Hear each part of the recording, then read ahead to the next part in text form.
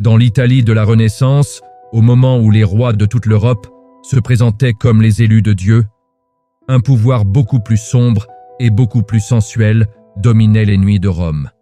Ce pouvoir, c'était les Borgia. Derrière les murs massifs du Vatican, dans des salles couvertes de fresques et de dorures, la famille Borgia organisait des fêtes où le sexe, la foi et la politique se mélangeaient sans aucune limite. Ces nuits-là, la papauté dépassait largement la royauté en décadence. Rien de tout cela n'est légende. Ce que nous savons vient d'un homme qui a tout noté. Johann Burchard, le maître de cérémonie du pape. Son travail officiel s'est aidé à organiser les messes et les rituels religieux, mais la nuit, il observait les fêtes secrètes du pape Alexandre VI et de son fils César Borgia, puis écrivait tout dans son livre Liber Notarum. Et ce qui a été consigné fait encore débat, mais aucun historien sérieux ne le contredit. Tout commence vraiment en 1492, quand Rodrigo Borgia devient pape sous le nom d'Alexandre VI. Ce pape-là, c'était pas un saint. C'était un stratège, un politicien et un homme obsédé par le prestige, la richesse et le plaisir. Pour lui, le Vatican n'était pas un sanctuaire, mais un palais de pouvoir et de désir. La journée, on voyait des ambassadeurs et des princes. La nuit, on voyait des courtisanes, des danseuses, des nobles ruinés, des soldats ambitieux. Tout le monde venait chercher quelque chose. Certains voulaient un poste, d'une autre un pardon, d'autres simplement une nuit de luxe. Au centre de ce monde se trouvait la salle Borgia. De jour, c'était une salle officielle décorée par Panturicio. De nuit, on tirait des tentures rouges, on baissait la lumière, on remplissait la pièce de vin, de musique et de corps. L'endroit devenait un lieu où la morale religieuse n'y avait plus aucune force. L'un des épisodes les plus choquants rapportés par Burchard est ce que l'on appelle le banquet des châtaignes. En octobre 1501. Ce soir-là, selon son récit, on avait invité une cinquantaine de courtisanes, presque nues, portant seulement des colliers d'or. On a renversé des châtaignes sur le sol de marbre et les femmes les ramassaient à quatre pattes pendant que les hommes riaient et applaudissaient. Mais ce n'était que le début. Après le repas, Burchard explique que en présence du pape et de ses enfants, on a organisé des concours sexuels. On récompensait les hommes capables de satisfaire le plus de femmes, et les prix n'étaient pas seulement des bijoux, mais aussi le droit de finir la nuit dans les appartements privés du pape ou de César Borgia. Ceux qui frappent, ce n'est pas seulement le sexe. C'est que ces orgies servaient d'armes politiques. Pour les Borgia, le lit c'était un outil. Inviter un noble, un banquier ou un militaire dans ces nuits, c'est aider à comprendre ses faiblesses, acheter son silence, tester sa loyauté. Un homme qui avait tout vu devenait plus facile à contrôler. César Borgia, fils du pape, jouait un rôle central. Sur les champs de bataille, il s'était un guerrier redouté. Dans ces nuits, il s'était un stratège du désir. Il observait qui regardait qui hésitait, qui s'effondrait sous la honte ou le plaisir. Le Vatican se transformait alors en laboratoire de domination. Au milieu de cette atmosphère planait aussi le nom de Lucrèce Borgia. La légende la décrit comme une femme fatale. La vérité est différente. Lucrèce, c'était une victime politique, mariée 3 fois pour servir les ambitions de sa famille. Mais les rumeurs l'ont volontairement mêlée à ces scandales, renforçant l'image d'une famille prête à tout. Ce qui rend ces récits encore plus choquants, c'est le lieu où tout cela se déroulait.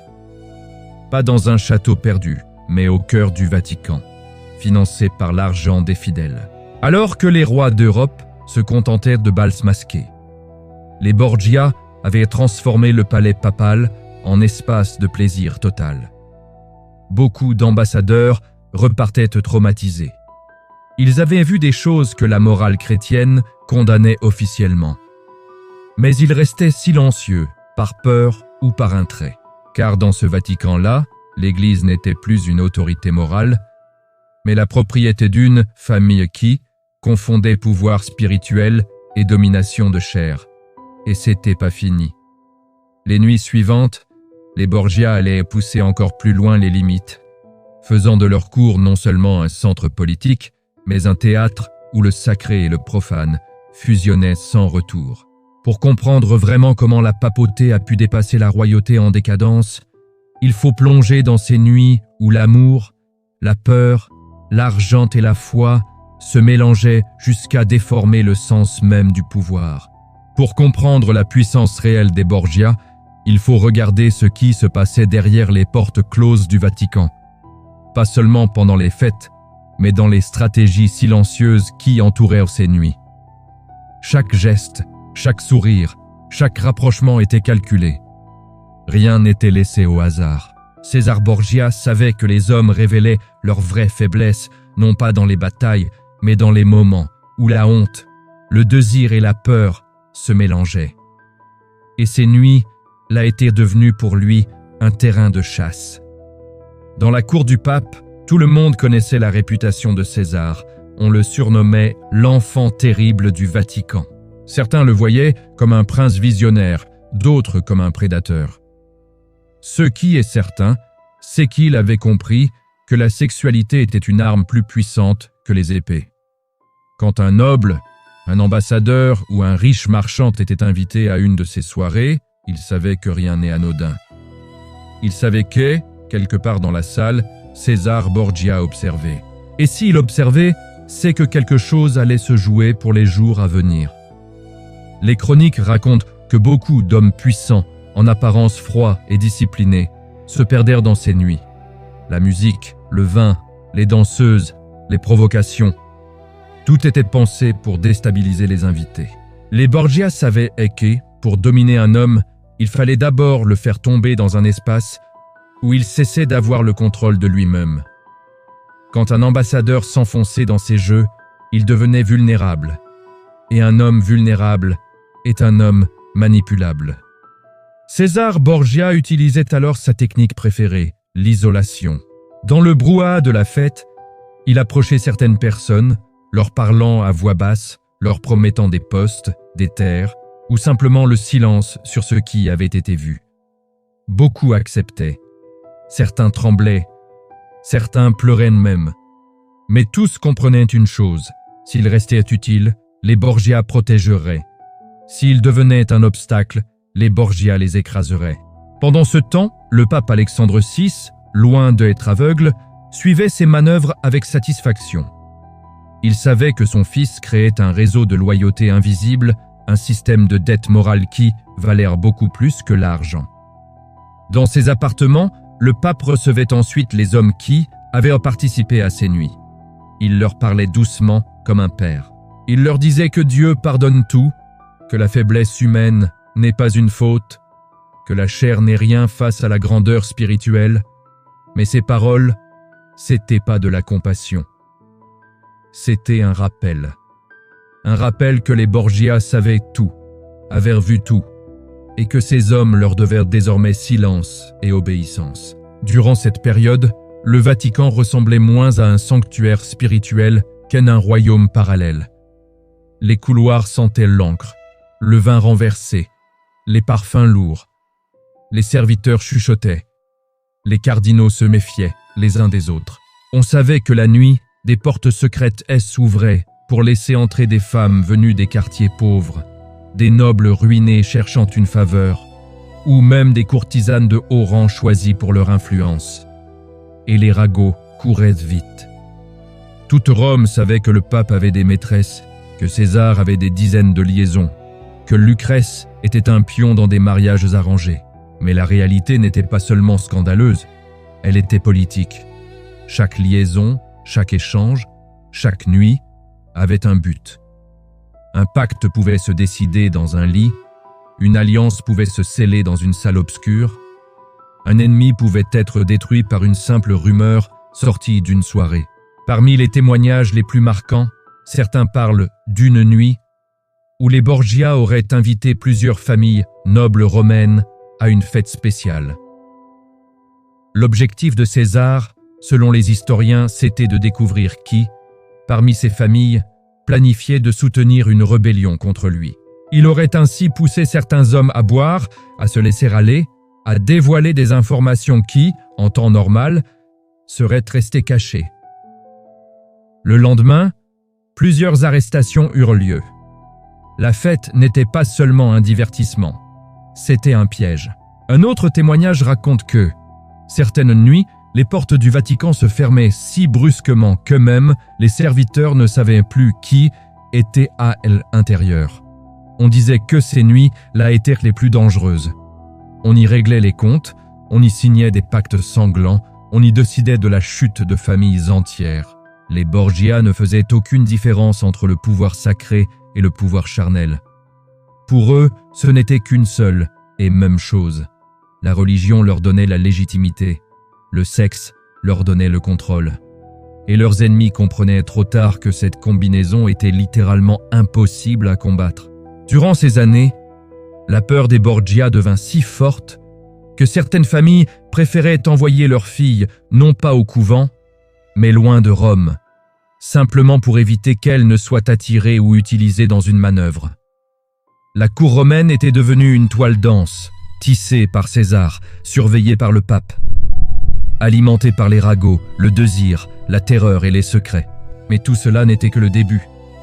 Car bientôt, les Borgia allaient commettre une erreur qui changerait tout, croire qu'ils étaient intouchables. Pour comprendre la puissance réelle des Borgia, il faut regarder ce qui se passait derrière les portes closes du Vatican.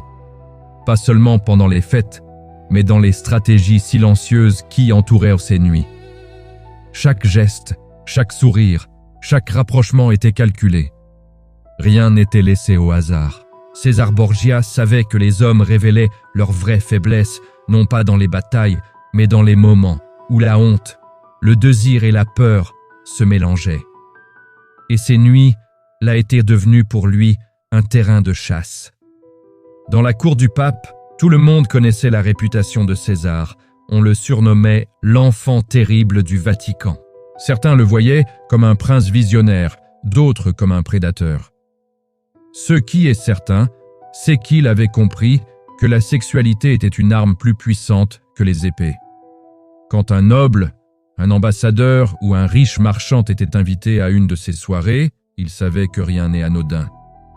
Il savait que, quelque part dans la salle, César Borgia observait. Et s'il observait, c'est que quelque chose allait se jouer pour les jours à venir. Les chroniques racontent que beaucoup d'hommes puissants, en apparence froids et disciplinés, se perdèrent dans ces nuits. La musique, le vin, les danseuses, les provocations, tout était pensé pour déstabiliser les invités. Les Borgia savaient que, pour dominer un homme, il fallait d'abord le faire tomber dans un espace où il cessait d'avoir le contrôle de lui-même. Quand un ambassadeur s'enfonçait dans ces jeux, il devenait vulnérable. Et un homme vulnérable est un homme manipulable. César Borgia utilisait alors sa technique préférée, l'isolation. Dans le brouhaha de la fête, il approchait certaines personnes, leur parlant à voix basse, leur promettant des postes, des terres, ou simplement le silence sur ce qui avait été vu. Beaucoup acceptaient. Certains tremblaient, certains pleuraient même. Mais tous comprenaient une chose, s'il restait utile, les Borgia protégeraient. S'il devenait un obstacle, les Borgia les écraseraient. Pendant ce temps, le pape Alexandre VI, loin d'être aveugle, suivait ses manœuvres avec satisfaction. Il savait que son fils créait un réseau de loyauté invisible, un système de dette morale qui valait beaucoup plus que l'argent. Dans ses appartements, le pape recevait ensuite les hommes qui avaient participé à ces nuits. Il leur parlait doucement comme un père. Il leur disait que Dieu pardonne tout, que la faiblesse humaine n'est pas une faute, que la chair n'est rien face à la grandeur spirituelle, mais ces paroles, c'était pas de la compassion.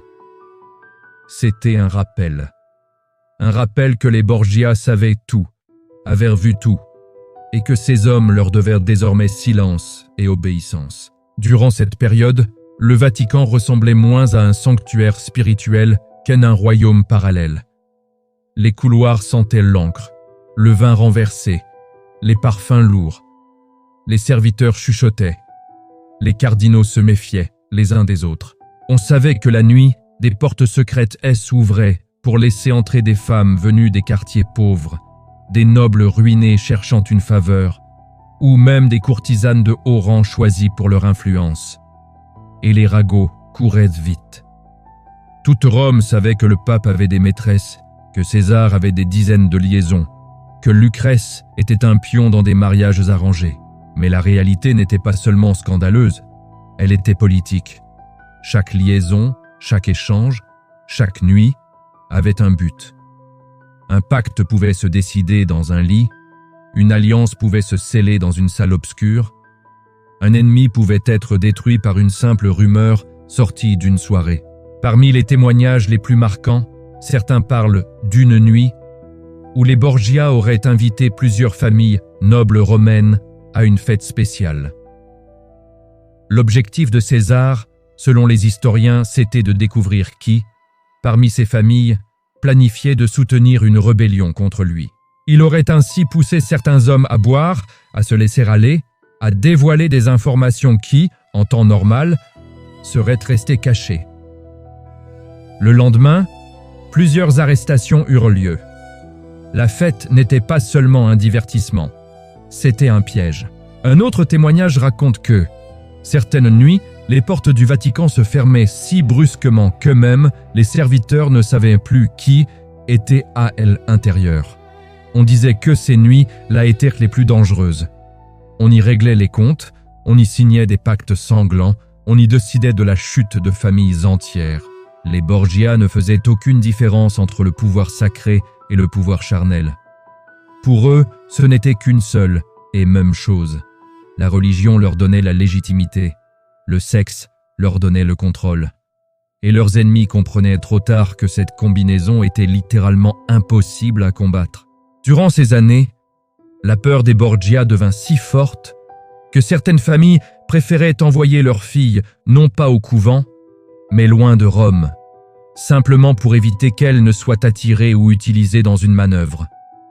La cour romaine était devenue une toile dense, tissée par César, surveillée par le pape, alimentée par les ragots, le désir, la terreur et les secrets. Mais tout cela n'était que le début. Car bientôt, les Borgia allaient commettre une erreur qui changerait tout, croire qu'ils étaient intouchables. La chute des Borgia n'a pas commencé par une guerre, ni par une rébellion ouverte, mais par un lent venin qui a infiltré chaque coin du Vatican. Pendant que César et le pape Alexandre VI continuaient à organiser leurs nuits de pouvoir et de plaisir, les ennemis, eux, progressèrent dans l'ombre, rassemblant tout ce qui pouvait un jour devenir une arme contre eux. Et ce qui allait détruire les Borgia n'étaient pas seulement leurs actes, mais les récits, les mots, les murmures, les chroniques écrites dans le secret par les hommes qui les haïssaient. Dans Rome, les rumeurs couraient plus vite que les soldats. On racontait que la salle Borgia avait vu des choses inimaginables, que des courtisanes avaient été choisies selon leur capacité à séduire des hommes politiques, que des cardinaux avaient été pris dans des scènes humiliantes. Les noms circulaient, les détails devenaient de plus en plus explicites. Un simple mensonge suffisait à renforcer un scandale déjà immense. Cette machine de honte, lancée par des rivaux, devint un ouragan qui frappa les Borgia de plein fouet. Le pape, vieillissant, commença à perdre ses appuis. Certains cardinaux, qui autrefois riaient dans ses banquets, se mirent à le fuir. Les princes étrangers, choqués par les récits qui arrivaient jusque dans leur cour, commencèrent à menacer de retirer leur soutien. Les Borgia se retrouvèrent soudain dans une position que jamais ils n'étaient imaginés. Ils n'avaient plus peur de leurs ennemis, mais de leurs propres souvenirs. Car tout ce qui avait été fait dans l'obscurité devenait maintenant un fleuve de révélation. Pendant ce temps, César Borgia, malgré son charisme et sa brutalité, se retrouva isolé. Sa soif de pouvoir l'avait conduit à écraser trop de familles, trop de nobles, trop de militaires.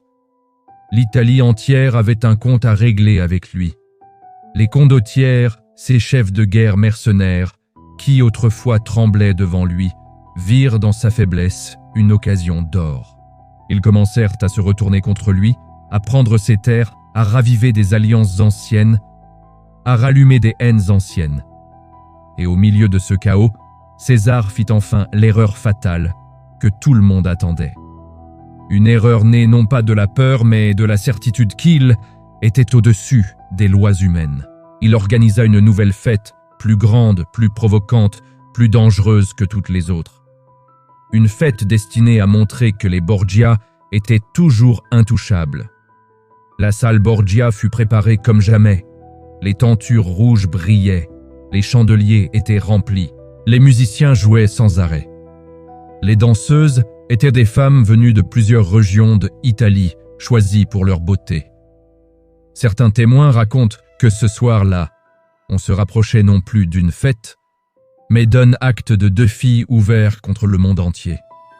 César Borgia arriva en habit de velours noir, entouré de soldats personnels. Il buvait, riait, provoquait. Il voulait montrer que rien, absolument rien, ne pouvait atteindre sa famille. Mais tandis que les invités tentèrent de suivre ce rythme infernal, une présence étrange planait dans la salle. Certains hommes chuchotaient, certains tremblaient, certains observèrent la porte. Quelque chose n'était pas normal. Au milieu de la nuit, selon plusieurs récits, un messager pénétra dans le palais, essoufflé, couvert de poussière. Il demanda à voir César immédiatement. Le message qu'il portait était simple, mais dévastateur. Une coalition des familles rivales, soutenue par des forces étrangères, marchait contre lui. La vengeance, longtemps retenue, arrivait enfin. César Borgia se leva, furieux. Son visage se transforma. Le masque du séducteur et du stratège tomba. Il comprit qu'est la salle Borgia, ce temple de pouvoir, devenait soudain inutile. Il ordonna que la fête s'arrête. Les musiciens cessèrent de jouer, les courtisanes se figèrent, les invités se regardèrent, paniqués.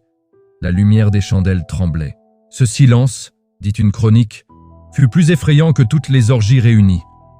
César quitta la salle en jurant de détruire chacun de ses ennemis. Mais la réalité était déjà hors de son contrôle. Les Borgia n'étaient plus des prédateurs. Ils étaient devenus des proies. Dans les jours qui suivirent, Rome se retourna contre eux. Des portes se fermèrent. Des familles se désolidarisèrent. Des cardinaux coalisés appelèrent à une réforme du Vatican. Les ennemis prirent les villes, les terres, les alliances. Puis arriva le coup le plus fatal. Le pape Alexandre VI, affaibli, tomba malade. Certains dirent un empoisonnement, d'autres une maladie naturelle. Mais pour Rome, pour l'Italie, pour l'Europe, cela ne changeait rien. Avec la mort du pape, le bouclier principal de César avait disparu. César Borgia tenta de résister, mais le monde que lui et son père avaient construit n'était plus là. Il fut capturé, trahi, puis tué loin de Rome, dans une bataille sans gloire, abandonné par ceux qui, autrefois, tremblaient devant lui.